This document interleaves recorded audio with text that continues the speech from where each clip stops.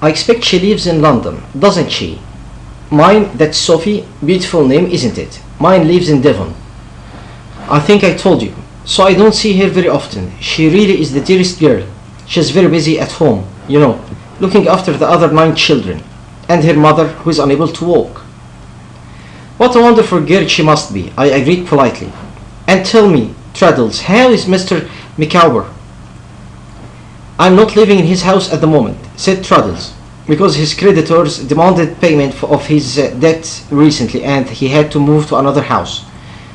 To avoid these unpleasant men, he has even changed his name to Mortimer, and he only comes out of the house after dark, wearing glasses. So nothing has turned up for him yet?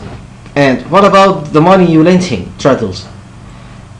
I'm afraid I may not get it back, but Mr. Micawber promises to give it back one day.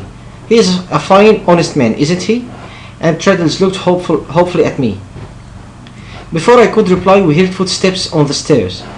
I was very surprised to see my aunt coming upstairs. She was carrying 2 cases and her cat, and was followed closely by Mr. Dick, carrying 2 more cases. My dear aunt, I cried. What unexpected pleasure.